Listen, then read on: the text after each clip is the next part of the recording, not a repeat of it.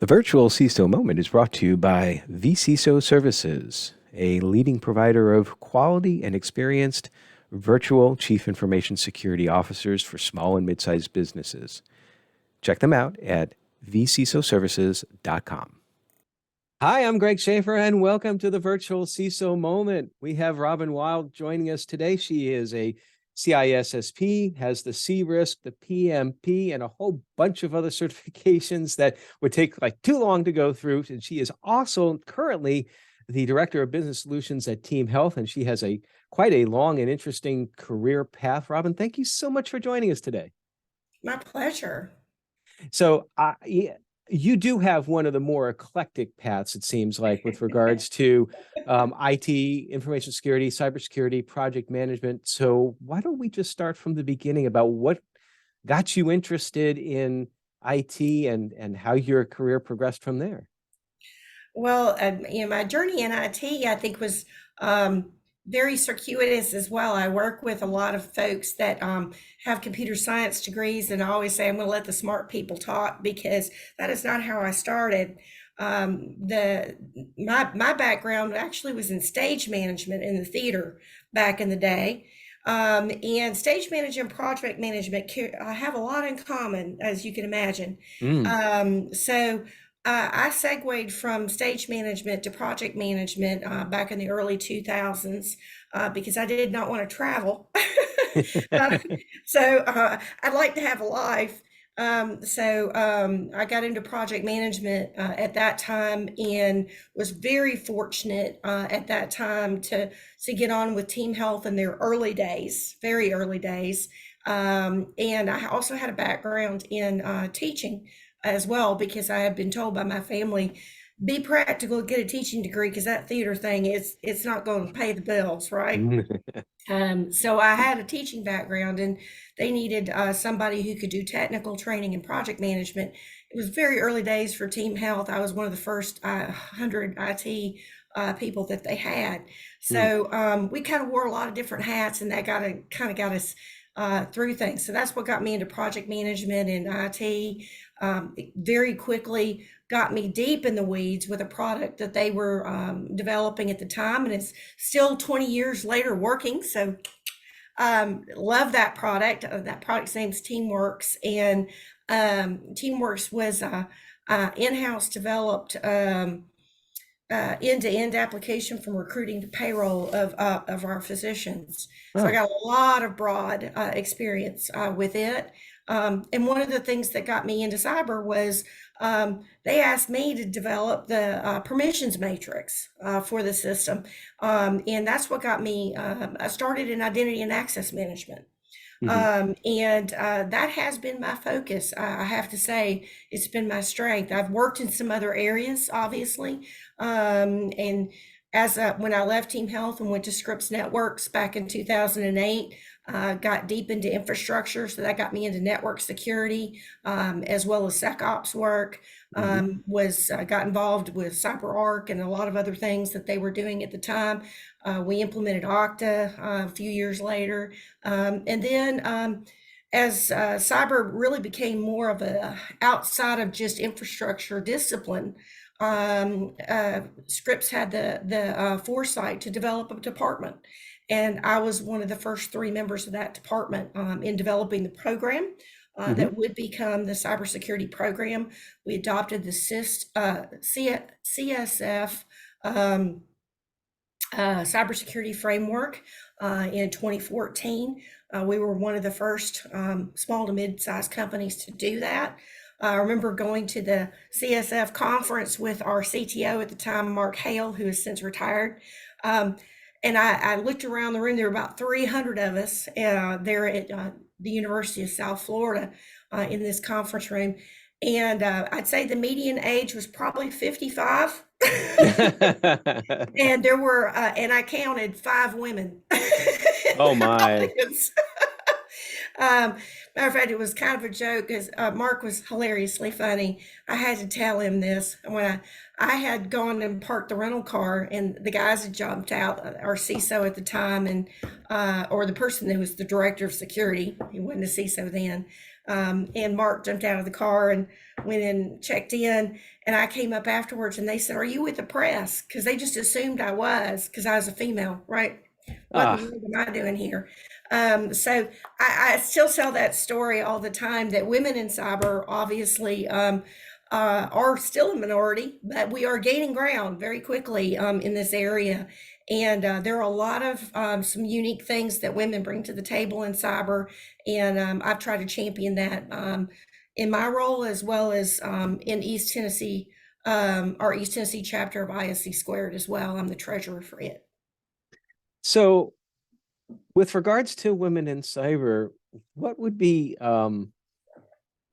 what can we do to increase not necessarily just participation, but equality across the spectrum? I don't like to hear stories where everybody in the room, for the most part, is like me, because I am a 55-year-old male. I mean, I know you are. I was the demographic there, and I You don't are the like that. demographic, and that's okay. I'm not. The other thing that I think is very important to note, and I'm a huge supporter of veterans, Mhm. is that many of our very seasoned veterans in cybersecurity are veterans in cybersecurity, to be clear. And many of those individuals are male and older, right? Um, I checked that box too. I'm yeah, sorry. I know you do. I know you do. And I think it's an important thing to note that there are certain areas of our industry who have enjoyed recruiting and experience from the military. Mhm. And I think we're in a place now where we're also starting to pay back some of that original, right, to our presence in the military as well. But I think that contributes partially to the inequality of women in this field, because it's not Mhm. historically been something that women in the military have been interested in or recruited for, right? I think that's changing. Mhm. I've talked to a lot of people, younger people, that are getting into things. I also think there's been a huge emphasis, and I'm a Girl Scout leader and a Girl Scout uh, alumni. So I've spent 20 plus years in the Girl Scouts. Girl Scouts as an organization has done a tremendous job with Palo Alto to create a path for cybersecurity badges for girls from the lower Oh, end. okay. And I've been trying to be involved in that because there's been a lot of emphasis with young women in girls who code and things like that to get them into coding, but not so much interest or socialization of other areas of STEM like cyber that girls can go into, right? That don't require coding, but have some really unique, similar skill sets, right? And so I'm very interested in doing that, at least in my local council area, and supporting those badges as well. But I think there are opportunities for women and young girls getting into things that may have started in coding, but then could take that and parlay it into cyber very, very easily and really enjoy it. And that's very interesting. Got me thinking. There is a lot of folks that are more becoming interested in the strict cyber side of it, Mhm. both male and female. But Absolutely. one part of information security, which I don't think is getting enough attention, that there's one of the folks that works for us, for example, works with us. I don't say works for us. We're Mhm. all on the same Big team. team. Um, she is very much interested in the governance, risk, and compliance part of, Absolutely. and that is where I would also like to see. It's not all just about red teaming, blue teaming, purple teaming. I still Sure. get the colors all mixed up. I agree. There's that as well too. That's a great insight. Um, And that's very true. Actually, the equality amongst GRC women is much higher because they're coming in through audit. There's a path there that many of the women that I worked with in the past were working got into things through like SOC audits and things mhm. like that, and now they're parlaying it into being a CISO or a CSM or something like that. So it's a terrific observation on your part. I actually find more women in the audit roles and compliance roles than I do in the SecOps or identity and access management area. It's very interesting. Usually about this time in the podcast, I'll ask something along the lines of, what do you think is a significant cybersecurity threat to small and mid-sized businesses? I'll submit that probably one of the answers there is that we don't have as much qualified folks in the field because we still have this untapped or not optimally tapped resource that we Right. can do better with. But aside from that, what would you say is one of the most significant threats in information security for a small and mid-sized business? Well, I'm going to lean toward my bias, I'm afraid. I'm sure a lot of people are going to tell you ransomware, right, is going to be their number one item. And It um, is. It's like Family Feud. It's like, that's the number one ding, ding, answer. ding, ding, ding. Ding, ding, ding. And I'm going to say that for my industry, for healthcare, and I'm delighted to be back with TeamHealth. I rejoined them back in 2018. So for healthcare in particular, obviously ransomware is a huge concern for us. But I'm going to pivot from that and say I'm going to lean toward my bias and say, actually, I feel that identity and access management, in us getting more mature in that area as far as educating our users on and enforcing multi-factor and enforcing a better understanding of the data that they create and they touch and they store, I think would be in my opinion, that's one of our greatest opportunities, right? Is enlisting our end users in their responsibility on a day-to-day basis, right? And I know that's somewhat of a feminine, probably touchy-feely kind of thing. I get that. But I also feel like that's how you get ownership, Mhm. right? And I think if we do that and people feel more ownership around their usernames, their passwords, their files, it's like if you walk back into your house and the door's open, you look around and make sure the TV's still there, right? Mhm. Yeah. Right? Well, they So can go ahead and take my TV. It's like well, 13 years old, but I I'm don't just saying, see. that's the kind of awareness that I would like for my end users to have, Mhm. is the understanding that that they have a key to our kingdom, right? Ransomware can't get in unless we let it in. Mhm. Okay. So I very much a huge bias on identity and access management. I'll confess to that right now. It is my specialty, but I also feel like it is an area to which we are pivoting from trying to quote keep people out and the whole moat philosophy, right? To a distributed model anyway. And that distributed model really needs to include not just multiple systems, looking after things, but also asking everybody who has a key to the front door or the back door, for that matter, right, in privileged access, to have that awareness, and to be an active participant, right? And not only protecting them, the company, but themselves. Because there's a lot of people that are still learning cybersecurity. There's a brand new UPS commercial out there now.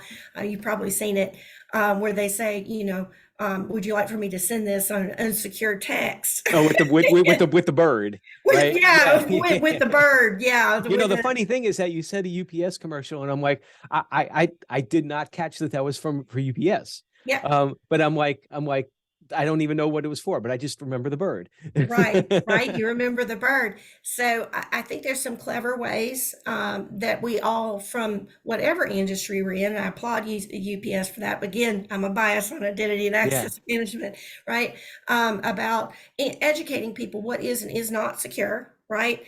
And also, if they are unfortunate enough to click on something or do something that they weren't supposed to, I want them to feel ownership enough to raise my hand, right? Right. Say, I think I just did something I'm not supposed to, but I Right. have a team that supports me and will Mhm. take care of me, right? And shut things down and make sure that the company is protected, that I'm protected, because unfortunately, I may be one of those people that uses the same password for everything and I shouldn't. But I'm going to learn a hard lesson. When we had somebody a couple of years back, obviously no one on this podcast would know who they are, but they did that. And Uh-huh. unfortunately, they had that bad hygiene, as we call it in the biz, right? Right. And their bank account got hit Mm. because they knew the person's name, they knew the person's password, and they gave it a shot. you know? So not only did they obviously expose us, we were able to lock it down to just 28 users. So for us, we did tremendous response planning for that, and it worked out great. But that one in particular person, they got hit not once but twice, right? And that's the kind of thing that I feel like is a cautionary tale, right? That we need to say, it's a different world than we used to live in. And it's hugely important too for privacy. Um, Sorry, apologies. Somebody's calling in with a question. They're calling in with a No, question. I should have muted that. My apologies, Greg. no worries. But that's hugely important too when we talk about privacy, because Yeah, privacy is so much more of a consideration, particularly when you've got now CCPA and now CPRA, if I have my acronyms correct, for California, right. and identity and access management. You use the analogy of a door open. There's Yeah, also that, well, okay, the door is okay to be open for you, but do you have a reason to walk into the room right now? that's correct. And that's where the That's correct. education comes into play. Just because you can get to it doesn't mean you should. And I know in Okay. healthcare, that's been a huge that's been like one of the examples. Like I don't know how often it happens now, but I remember 5, 10, 12 years ago where there were several examples of people in hospitals that were looking up information on famous people that were there as patients. That you're absolutely right. Not in my ER, thank you, but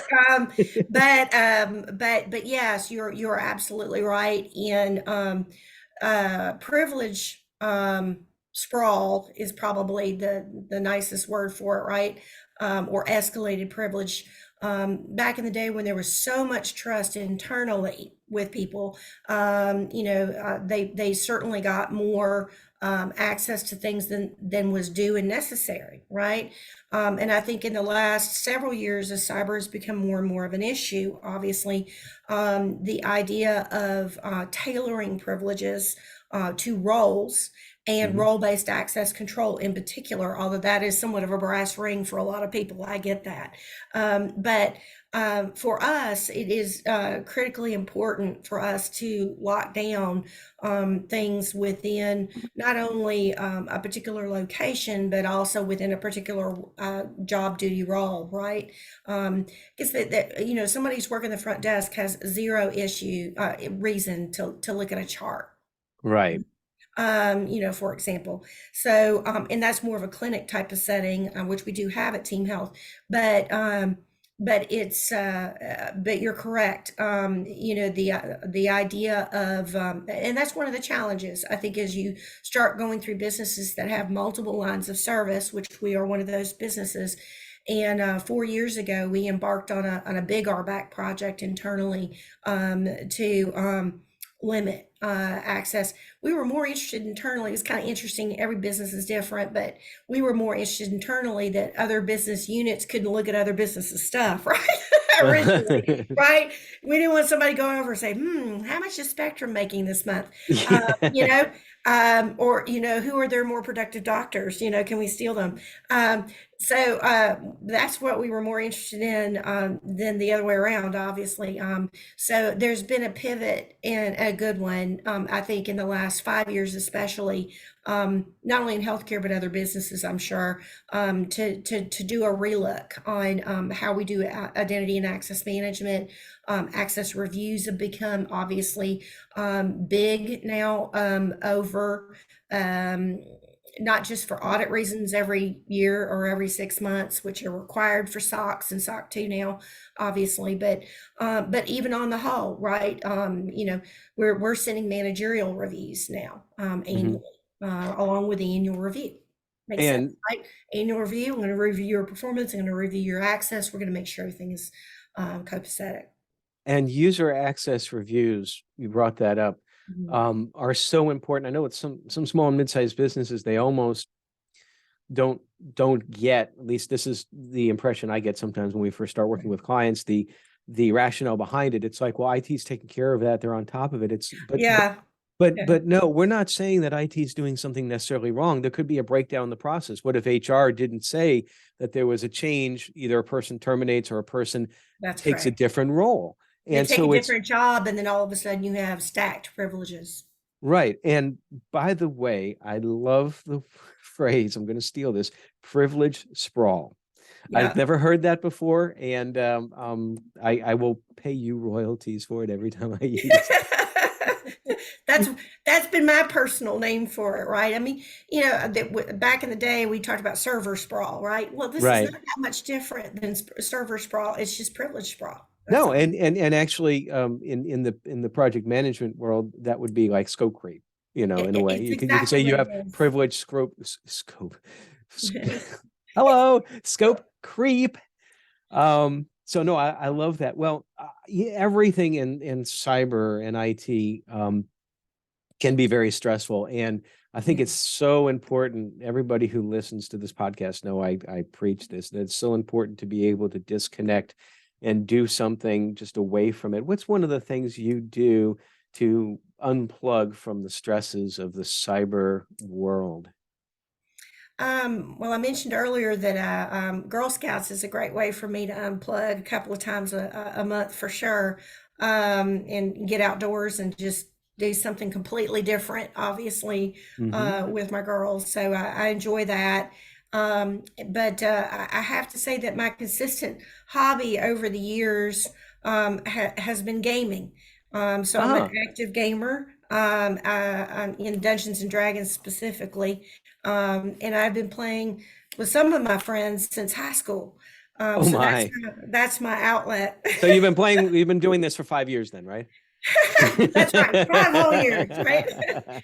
That'll date me a little bit, but I do enjoy it. I know that D&D in particular has gotten a resurgence in the last few years, and there was a question during the pandemic whether it would, survive, but it did. People did. We found a way, right, Hmm. for it to move on. But I love it because it's storytelling.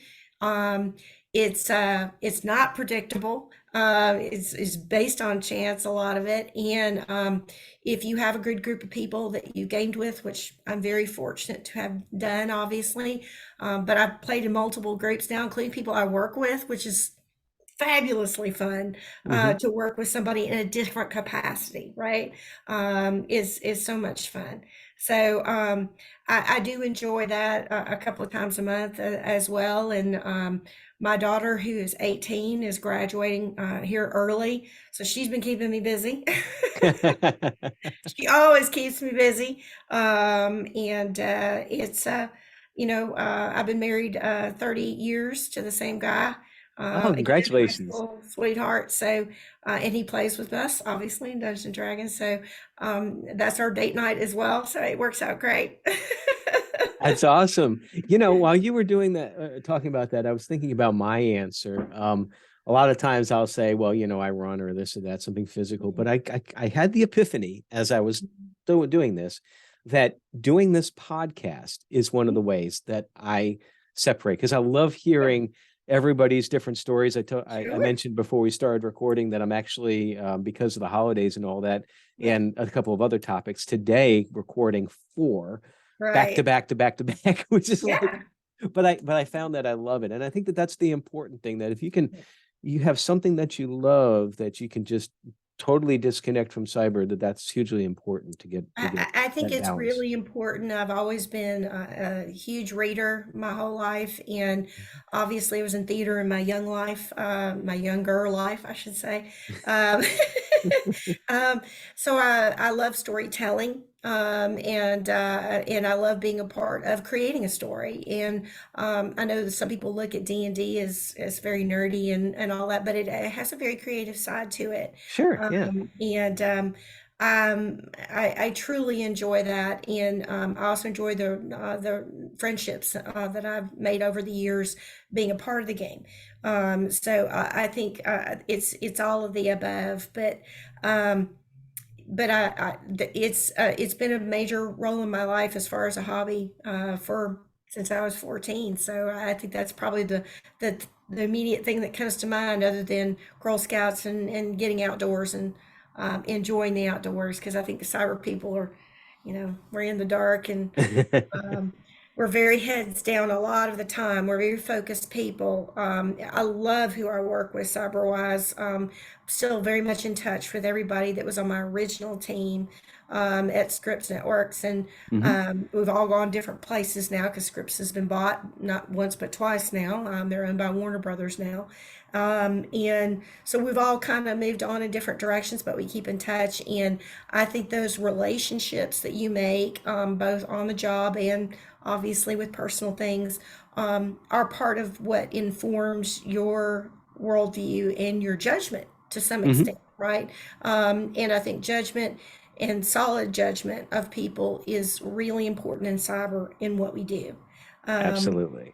and being able to reach out to people and make connections, and the soft skill piece of it. I know we talk about that, tangentially, but um, one of the biggest things that we can do in cyber, I think, to grow the profession as well as give the profession a good reputation internally with the people we have to work with, right, Hmm. is to be that partner, Hmm. and that friend in some cases where you feel like, I shouldn't have done that. Oh my God, I've done something horrible.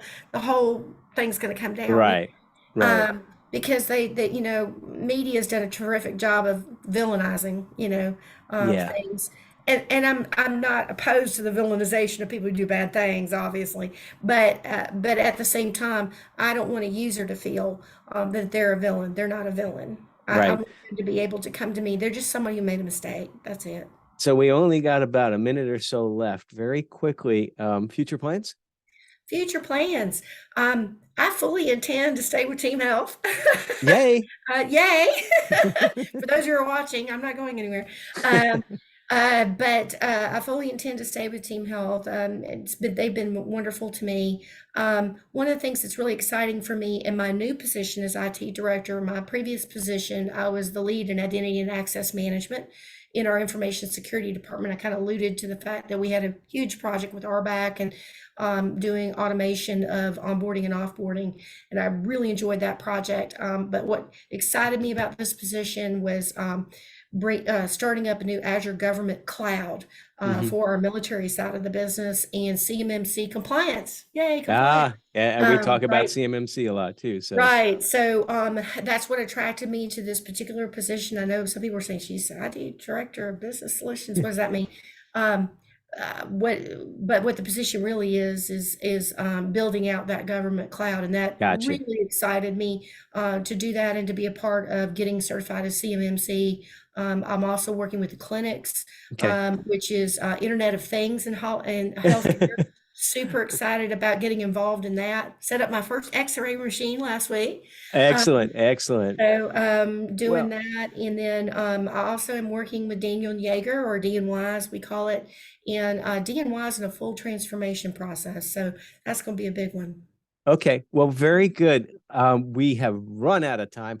Appreciate you coming on, Robin. This was a fascinating discussion. It was great catching up as well. So thank you Yeah, so much. it's been my pleasure. All right. And everybody, stay secure.